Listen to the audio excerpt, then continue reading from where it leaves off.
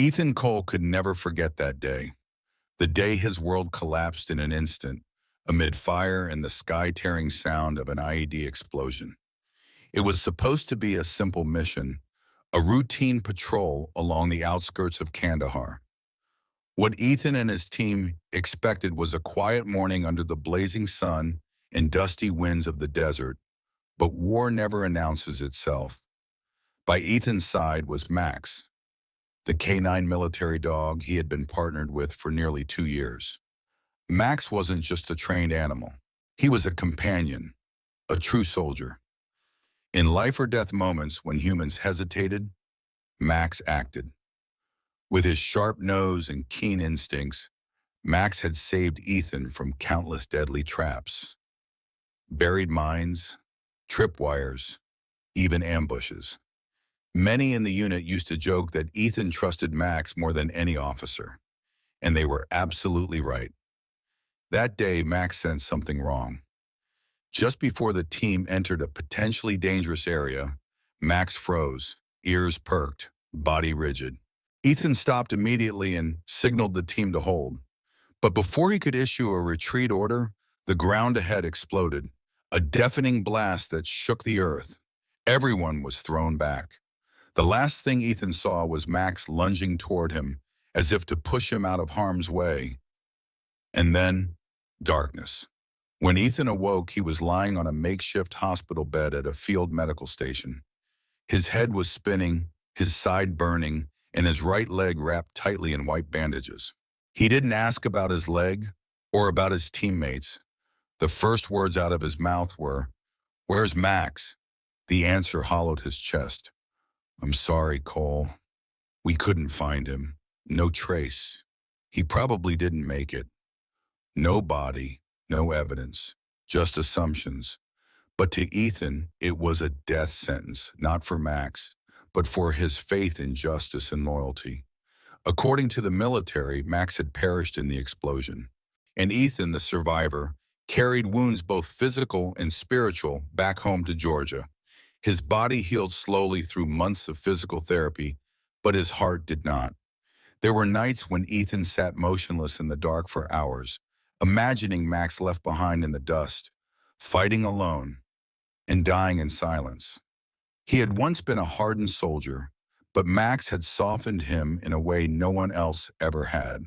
During their time on the front lines, the sound of Max breathing beside the tent was the only thing that helped Ethan sleep. On every mission, Max took the lead, not because Ethan ordered it, but because that was how Max protected him. A slight nod, a glance, a flick of the tail, all held meaning between two warriors who had faced death side by side. Ethan couldn't let go, but life didn't wait for grief. He tried to carry on, though it was more survival than living. After discharge, he withdrew into a quiet countryside life, opening a small auto repair shop in his garage, servicing only familiar faces. Day after day passed like a broken record. He spoke little, never mentioned Max, except with a few fellow veterans he still kept in touch with. Each morning, Ethan drank bitter black coffee and looked up at the old shelf where the only photo from his military days sat. Him and Max, standing side by side in combat gear, eyes locked on the camera, not smiling, but full of trust. In that photo, Max was still the invincible warrior, and Ethan, even after leaving the military, still clung to a promise. If Max is alive, he'll find his way back. Everyone told him Max was gone, but Ethan never fully believed it. Deep down, he felt something was unfinished, like a door left ajar that no one dared open. Every time he heard a dog bark in the distance, his heart skipped. Every time he saw news of an abandoned animal, he'd drum his fingers on the armrest, eyes distant. A part of him had never let go. Once, Ethan dreamt of Max, not alive, but wounded and running toward him, blood streaming down, eyes begging for help. He woke up gasping, drenched in sweat. He couldn't tell dream from memory anymore. Maybe the two had merged into a wordless pain that had stretched across 3 long years. He tried posting in forums for missing military shepherds, reached out to shelters across the country, sent emails, made calls. The replies were all the same. No Max in our system, no known dogs from Unit K942B. Only condolences, pre-written and empty. By the third summer since the explosion, Ethan slowly began to accept the truth the world insisted on, that Max had died like so many unnamed heroes. He packed away his uniform, locked his service files, removed Max's medal from the wall, wrapped it in cloth, and placed it deep in a drawer. But every time he opened that drawer, there it was, like a reminder or a signal from somewhere that the story wasn't over yet. Then one day, just another quiet day like any other, Ethan walked into a small shelter on the edge of town, planning only to drop off some old blankets and food for stray animals. He had no idea. Fate was waiting at the end of the hallway with a bark that shattered memory and a pair of eyes he could never forget. That day, the sky held no rain, no sunshine, just a dull, gray afternoon, giving no hint of anything extraordinary. Ethan Cole drove his old pickup truck along the dirt road leading to a small shelter tucked behind the town's elementary school. He wasn't there to adopt, only to drop off a few old blankets and bags of pet food he had gathered through a local veterans charity. The shelter's automatic doors slid open with a soft ding, like every other public building. Ethan stepped inside, expecting nothing more than a quick chat with the receptionist, a polite nod, then back to his familiar garage in the quiet shadows of memory. But then it happened. A bark, not loud, but deep, resonant, sharp. The sound struck Ethan like a cold blade straight to the heart, freezing every sense in place. He stiffened, as if he'd been pulled back into another world, 3 years in a war zone away, where barks like that echoed between trenches and across cold desert nights, where life and death were only one breath apart. Impossible. It couldn't be. He shook his head, trying to steady himself, but the bark came again, louder this time, urgent, like a cry for help. Ethan dropped the donation bag onto the counter. His legs moved before his mind could stop them. He brushed past the front desk, ignoring the young woman calling after him, "Sir, you can't go back there." He didn't stop. He couldn't. His heart pounded. The sound of his boots echoed off the tiled floor as he hurried down the hallway.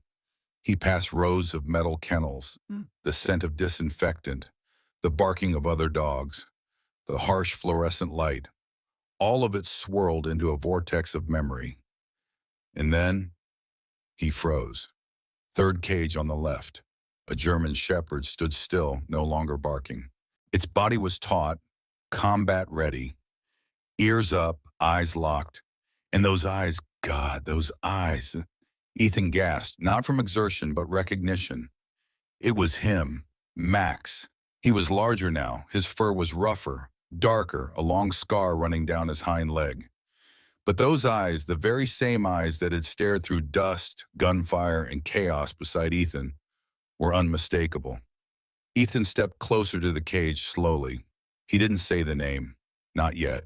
If this was a hallucination, he didn't want to break it too soon. Max stared back without blinking. Then he tilted his head, a familiar tilt, cautious, curious, and then a low, soft whimper. The exact sound Max used to make whenever Ethan returned from long missions at base. Ethan's voice cracked like gravel. "Max?" A soft bark. Then another whine. Max lunged against the cage door, pressing his nose to the bars, eyes wide, tail thumping so hard it could shake the floor. Ethan dropped to his knees. "Oh my God, Max! Is it really you?" A guard ran in, panting. "Sir, please don't get too close to that one. He just came in last week, very aggressive. No one can touch him." But Ethan didn't hear a word. Max wasn't aggressive. He pressed up against the metal barrier, whining, licking Ethan's fingers as they reached through the bars. No fear, no hesitation. Just a soul crying out because he had finally come home. "Get the key," Ethan said, tears welling in his eyes. "This is my dog. His name is Max, and I think he just came back from the dead." The staff stood frozen, but Max's eyes, and the way Ethan spoke his name, said everything. This wasn't coincidence. It couldn't be. When the cage opened, Max didn't hesitate. He leapt into Ethan's arms, burying his face in his chest like he couldn't afford to lose him again. Ethan held onto him tightly, feeling every rapid breath, every tear soaking into that coarse, dark fur. His hand moved slowly down Max's chest and stopped.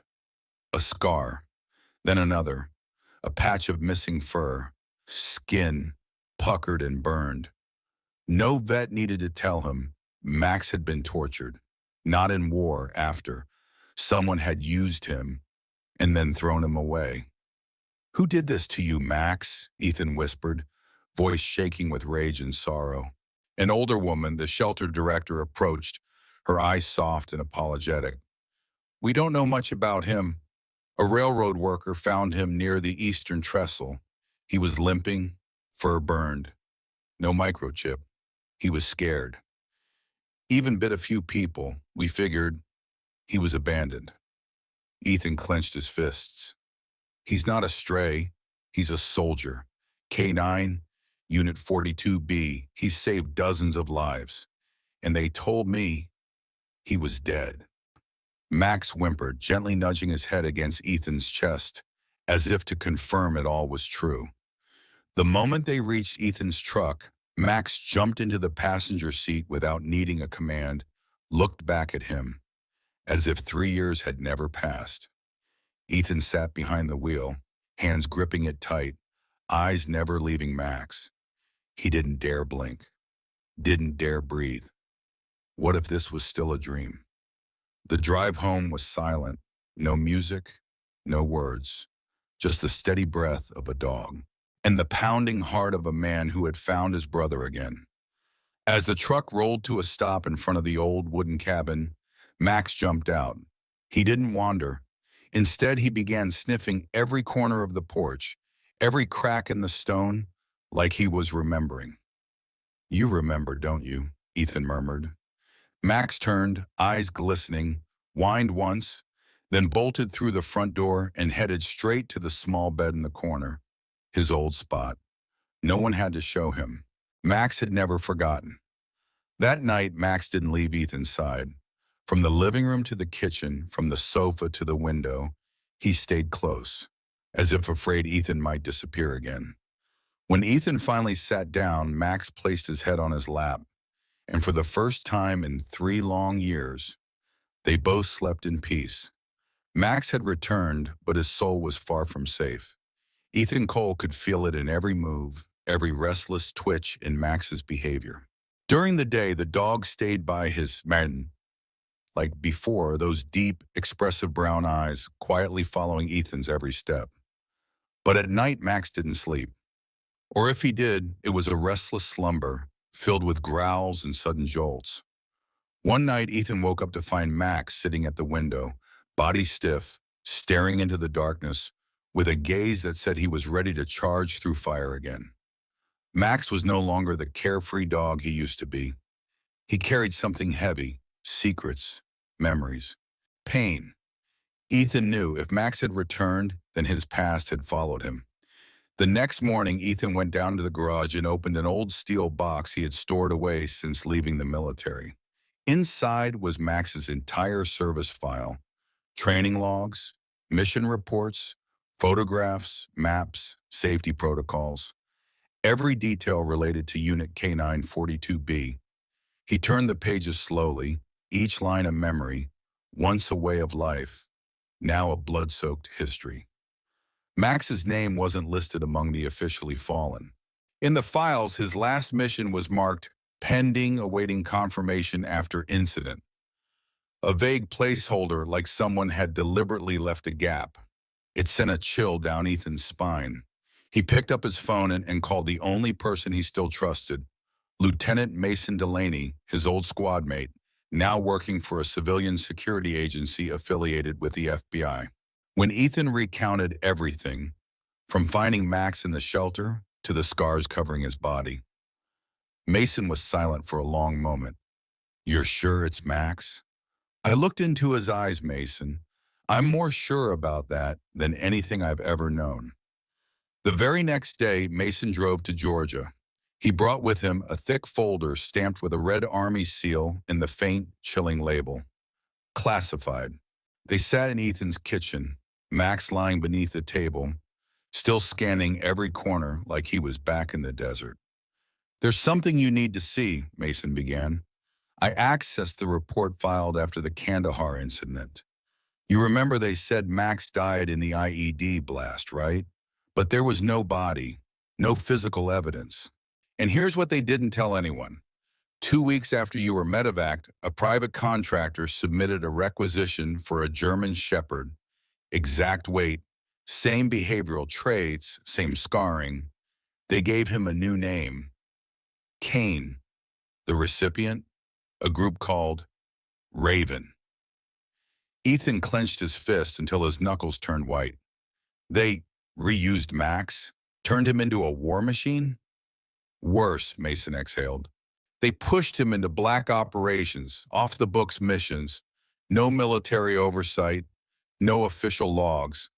They tried to reprogram him, shock therapy, drugs, a behavioral conditioning. But he didn't submit. He fought back, bit a handler, escaped during a botched transfer, wounded, abandoned, and somehow he walked hundreds of miles back to you." A shiver ran down Ethan's back. He reached down and gently stroked Max's fur, whispering, "You tried to come home to me. You remembered the way, while I thought you were dead." Max didn't bark, didn't whimper. He simply leaned into Ethan's leg, silently confirming every word. His eyes, though, told a different story, a war that had never made it to the battlefield reports. Mason continued, "I found names, people involved in the reprogramming project. One stood out, Kellen Reeve, leader of Raven's Black Ops unit. There are records of him using non-standard suppression techniques on military canines. There were even rumors that he used iron batons on dogs who refused to obey." Ethan slammed his palm on the table. "He did this to Max." Max looked up. His eyes flared, not with fear, but recognition. His muscles tensed. He remembered all of it. And Ethan knew this wasn't over. That night, Ethan didn't sleep. He retrieved his old combat gear from the closet, including Max's faded tactical vest, once black, now stained with dust and old blood. He gently slipped it over Max's back. The dog stood still, didn't resist. When the Velcro strap sealed with the snap, Max gave his tail one slow wag, just enough to say, "I'm ready."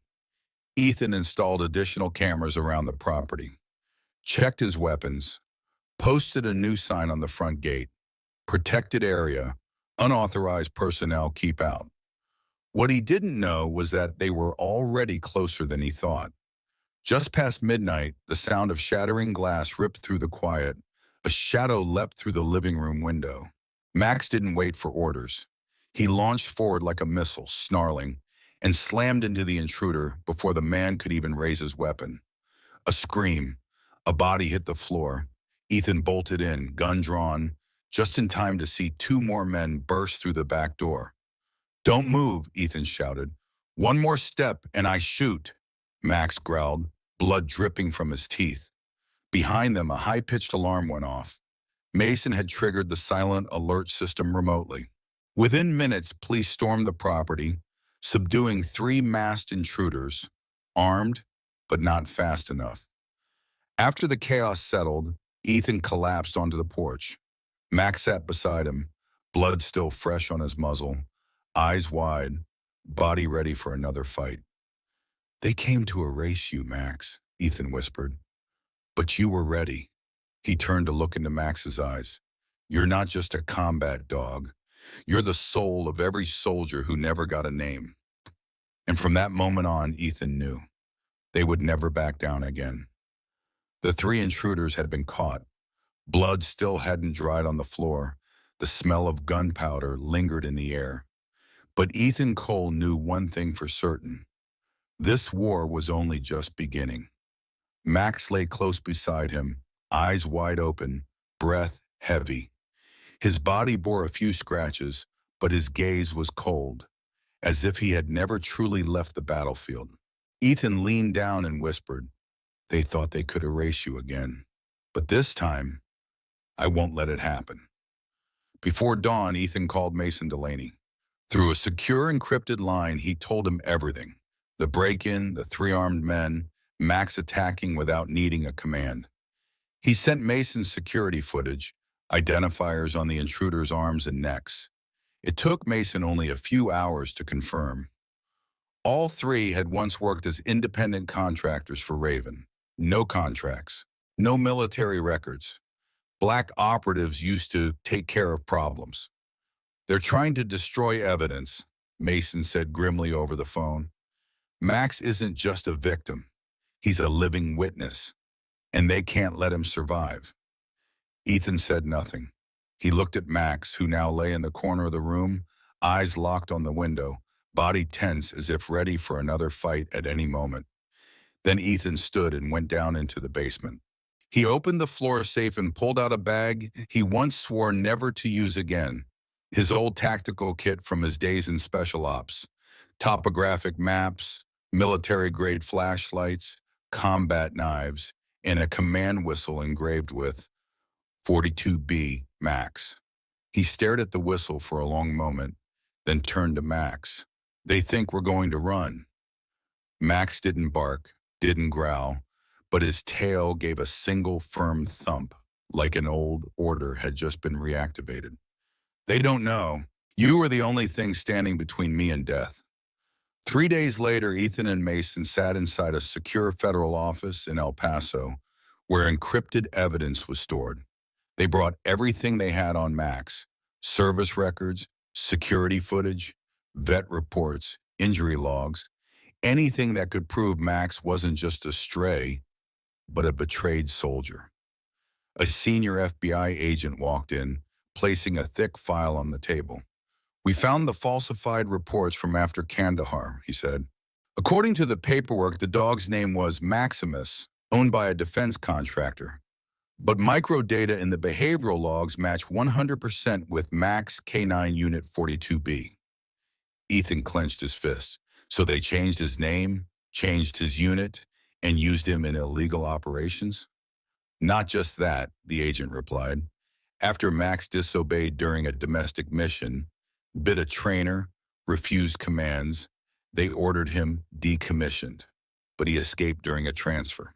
A railroad worker found him wandering, badly injured, and dropped him off at the shelter."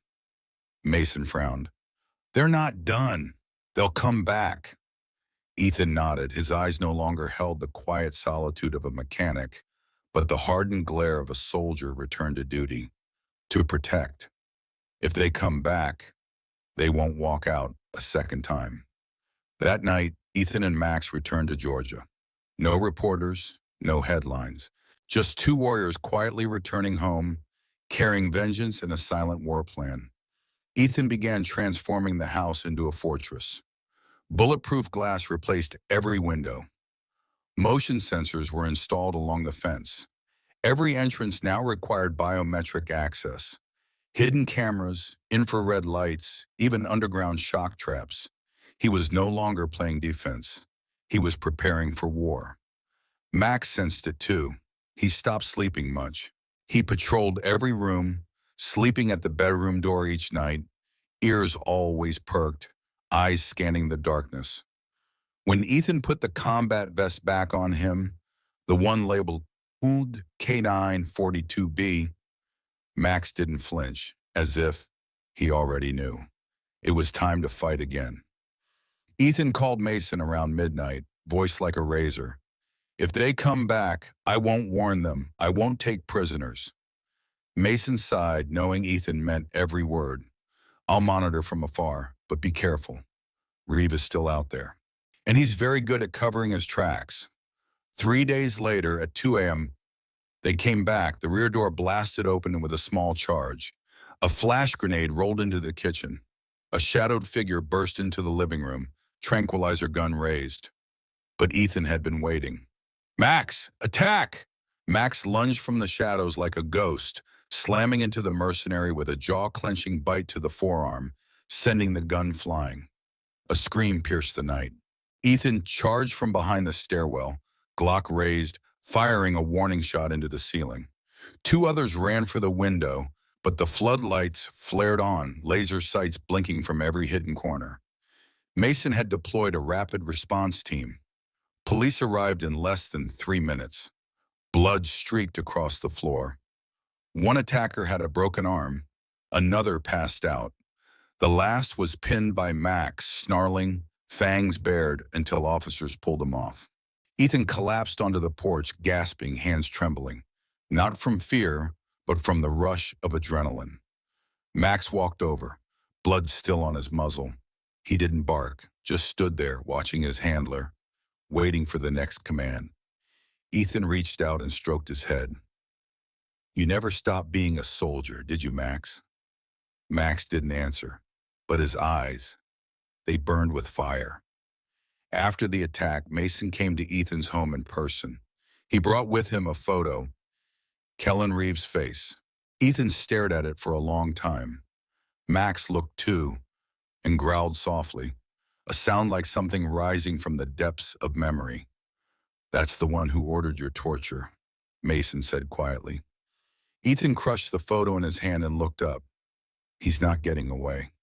And from that moment on, Ethan and Max were no longer fugitives. They were warriors preparing to strike back. And this time, their fury would be something no one could stop.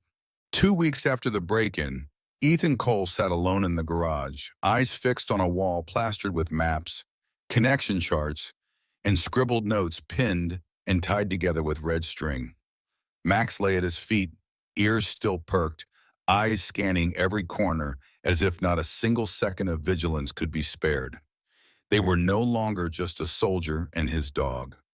They were two survivors of a conspiracy buried for far too long. And now they had only one mission: to expose the one behind it all. Mason Delaney brought with him the most important weapon: the truth. One early weekday morning, he placed a thick folder on the wooden table in front of Ethan. "I dug deeper into the classified systems," Mason said, his voice taut like a wire. "You won't believe what I found." The file was a stream of encrypted data from Raven's internal system. Ethan flipped through the pages. Requisition lists for reused combat K9s. ID change requests following the Kandahar explosion. Psychological assessments for Kane and Max's new alias. And finally, Bosch, a training audio recording where Max's whimpers were overlapped with screams and commands from Kellen Reeve. Ethan clenched his fists, knuckles turning white from rage. Max rose to his feet, growling, not out of fear, but recognition. He knew that voice. "He tortured him," Ethan said, voice hoarse. "Not to train, to control." "And he wasn't acting alone," Mason added. "There's an entire network behind Reeve. They called it Baudite in Project K9 Reforge, turning loyal combat dogs into emotionless weapons, just pawns." Ethan leaned back, gripping the engraved whistle with Max's name. "They tried to turn a warrior into a tool, and when that tool wouldn't obey, they tried to erase him." Mason nodded solemnly. "You've got two choices: leak this to the media or confront Reeve yourself." Ethan didn't hesitate. "I'll do the second one." 3 days later, Ethan and Mason arrived at a remote residential compound north of El Paso, where Reeve had been hiding. They weren't alone. The FBI had agreed to send a small tactical unit, but insisted Ethan be the one to present the evidence. The SUV rolled silently to the curb. Max sat in the back, eyes sharp, body tense like steel. When Ethan opened the door, Max stepped out first. No barking, no pulling, just moving with the confidence of a creature that knew exactly why it was there. The door opened. Kellen Reeves stood there, smug, like he had been expecting them all along. Well, well, the stubborn soldier, Reeves sneered. And the dog, or should I say the failed biological asset. Ethan didn't react. He pulled a folder from his jacket and placed it on the stone table outside the porch. This is everything you did to Max and at least 9 other dogs. Voice recordings, images, forged reports. I'm not here to negotiate. Reeves squinted. I have lawyers. You'll need more than that, Ethan growled. You'll need forgiveness. But Max doesn't have any left to give. Max stepped forward. No growl, no leap. But that stare alone was enough to make Reeves step back. Mason raised a hand. That's enough, Ethan. But Ethan didn't say another word. He simply bent down, removed the tactical vest from Max's back, ran his hands slowly along Max's spine, and whispered, like an ancient rite, you survived, you fought, now it ends. The FBI swarmed the house seconds later. Reeve was handcuffed, still shouting nonsense about national security and loyalty. But to Ethan and Max, he had never been loyal to anything but cruelty. On the drive back to Georgia, Max lay silently in the passenger seat, head resting on Ethan's leg. There was no more fear, no more tension, just the calm of a soul finally set free. They'll write articles, Mason said. Want to be on camera? Ethan shook his head. I don't want fame. I just want Max to live like a real dog, not a weapon, not a tool, just Max. And that's exactly what he gave him. He built a new house, nestled among quiet hills, where streams flowed and fields stretched far beyond the eye could see. Max was finally allowed to rest. No alarms, no drills, just golden afternoons with Ethan, walking under the sun, sipping coffee, and watching the sky drift by. But Ethan knew. A part of Max would never forget. He still flinched at loud noises, still stood guard at the door when strangers approached, still breathed heavily when helicopters passed overhead. You're still a soldier, Ethan whispered one night. But you don't have to fight anymore. I'm here. I'll protect you the way you always protected me. Max didn't respond, but he stepped forward, gently placed his head in Ethan's lap. And in that moment, both of them knew. The past was closed. Steel, fire, and blood. All that remained was loyalty. No reporters, no cameras, no applause or medals. There was only Ethan Cole, a retired soldier, and Max, the K-9 once believed by the world to be dead, quietly returning to the place they never should have had to finish it phase. Home. The new house Ethan built sat on a secluded plot of land, far from town, nestled between emerald hills. Surrounded by pine forests and the soft murmur of a nearby stream, there were no neighbors, no paved roads, only nature and silence, just as Ethan had wanted. A land that was safe, free, and untouchable. But with everything they had been through, that silence wasn't always peaceful. Sometimes it felt like the calm before a storm. Ethan knew all too well the shadow of war doesn't vanish easily, and Max understood that too. Every night, even in a warm, quiet room, Max would wake. He'd patrol the house, sniffing each window, ears twitching at the faintest sound. Only when he was sure all was clear would he return to lie at the foot of Ethan's bed. There were afternoons when Max would suddenly rise at the sound of a helicopter passing overhead. Even if it was just a medevac chopper, his body would tense like a coiled spring, eyes fixed skyward, trembling slightly. Ethan would kneel beside him, stroking his back gently, and whisper, "It's all right, soldier. There are no enemies here, just you and me." Max would let out a soft whine, then lie back down, as if trying to force himself to believe it. But Ethan knew the deepest wounds weren't on the body. They lived in the heart, and warriors like Max don't heal easily. The first month after Raven's fall passed quietly. Mason sent regular updates about the investigation.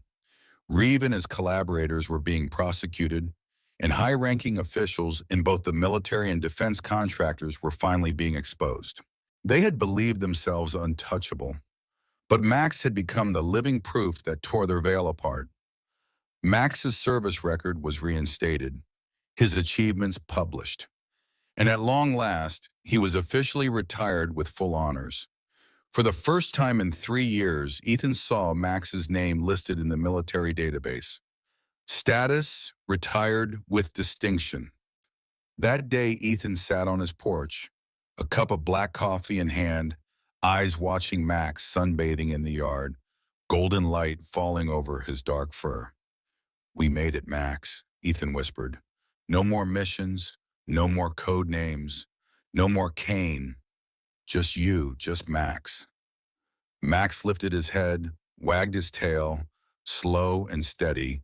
Then he rolled to his side, let out a long sigh, and fell asleep. A real sleep, the first in years. But peace never lasts forever, not because of enemies, but because of memories. One cold night in early winter, Ethan awoke to the sound of Max growling in his sleep. The dog was curled up tight, twitching with tension, his mouth letting out pained whimpers. Ethan jumped up, cradled him in his arms, whispering, "You're safe now. No more chains. No more beatings. Just me, just home." Max stirred awake, eyes foggy, and gently licked Ethan's hand, almost apologizing for being vulnerable. But Ethan only shook his head and hugged him tighter. "You're not weak, Max. You're a survivor." To help Max recover further, Ethan began daily light training. Morning runs, games of hide and seek in the woods, reintroducing old commands. Not for combat, but to help keep Max's warrior spirit alive in a healthy way. Max responded faster than Ethan expected. He remembered every signal, every move, even executed some commands before Ethan gave them, as if he was ready to protect again.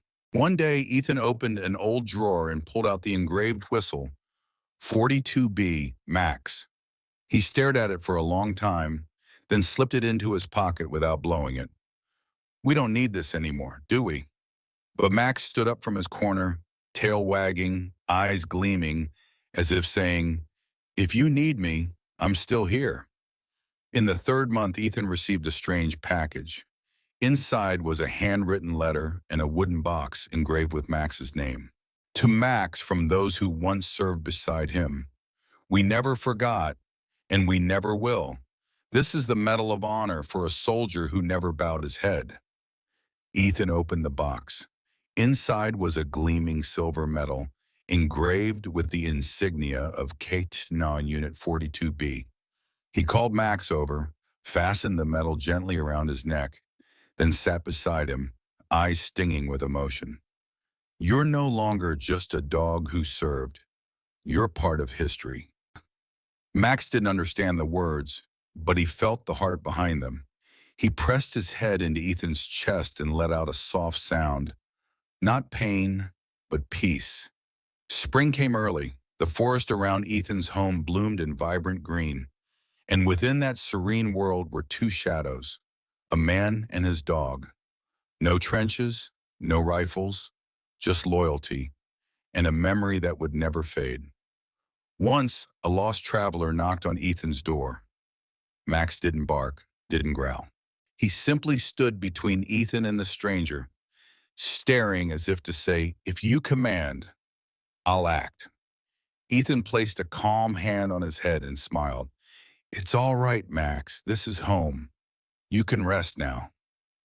And for the first time in years, Max turned away from danger and lay down. In that moment, Ethan knew the war was over, but the friendship would last forever. Peace is a fragile thing. It arrives as gently as a breath and leaves without warning. Ethan Cole once thought it was over, that Max could finally live the life he deserved, that the ghost of war had gone to rest, that the people behind Raven had been brought to justice and the truth exposed. He was wrong. On a summer morning, just as the sun crested the hills and the mist still lingered on the wooden porch, Max began behaving strangely. He sniffed around the porch as if searching for something that didn't belong. His ears stood higher than usual, and his deep brown eyes, calm for months, once again reflected a familiar tension. That fragile piece had started to crack. Ethan noticed immediately. Max wasn't the kind of dog to be spooked by a cat or a random noise. If he reacted like this, it meant someone was coming, someone he remembered. Ethan turned on the security system, checked every camera around the house. Nothing. No tracks, no movement. But Max wouldn't let it go. He stayed on the porch the entire day, and every time the wind blew, his nose twitched, as if the breeze carried memories. That evening, Ethan sat on the porch, one hand holding a cup of cold coffee, the other resting on Max's head. The wind picked up. The sky turned gray. Suddenly, Max leapt up and growled for the first time since their last encounter with the intruders. Ethan rushed inside and switched on every floodlight. The forest lit up, every tree, every bush illuminated. Then something moved low to the ground, fast, and vanished. Max bolted like a missile. "Max, stop!" Ethan shouted, but it was too late. Max had either lost the trail or led the stranger out of the light. Ethan gave chase, gun at his side, heart racing. Wind slapped against his face. With each step came a rush of memories. The blast in Kandahar, the day Max disappeared, the moment he found him in that cold cage. He couldn't lose him again. After nearly 30 minutes of searching, he found Max standing still beside a large tree. Not growling, not barking, just staring at a kneeling figure. Ethan raised his gun, voice cold as stone. "Don't move." The man looked up. In his 30s, scruffy, clothes torn and filthy. But his eyes, those were eyes Ethan would never forget. "I'm not here to hurt you," the man said. "I'm here to confess." "Who are you?" Ethan growled. "My name is Ellis Cade. I used to be one of the behavioral control technicians at Raven." Max growled from deep in his throat, low and dangerous. He stepped toward Ellis, baring his teeth, as if his body remembered the hand that once pressed the shock button, that strapped him to a metal bench. Ethan held Max back, but he didn't lower the gun. Ellis swallowed hard. "I didn't know he was Max. They told me he was just a rogue kid. I only worked with the data. But one day, I heard him whimper. I looked into his eyes, and I knew." "Knew what?" Ethan hissed. "That he was alive, that he was a betrayed soldier.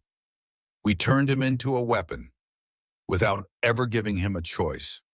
The wind howled. Max growled again, eyes locked on Ellis. "I want to make things right," Ellis choked. "I have data, code, the parts Reeve never shared, the original protocols for K9 reprogramming, the names of high-ranking officers who authorized the project. There are still many who haven't been caught." Ethan slowly lowered his gun. "You're saying Raven still exists?" Ellis nodded.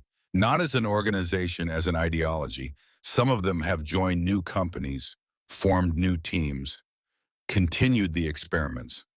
They're still looking for the perfect prototype. And Max was the first one to resist the brainwashing." Ethan turned to Max. The dog had taken a few steps back, still tense. "So they still want him, not to destroy him, but to clone him." Ellis nodded again, trembling. "I didn't come here for forgiveness. I came to tell you, the war isn't over." The next morning, Ethan sat in his study, his laptop open to the files Ellis had handed over. A seemingly endless list of code names, K9 training schedules, behavioral override codes, and most disturbing of all, a video recording of Max's extracted memories. Data showing his emotional reactions to pain, to Ethan's voice, to being forced to bite innocent people. One question echoed in Ethan's mind. If they could reprogram Max, what could they do to the others?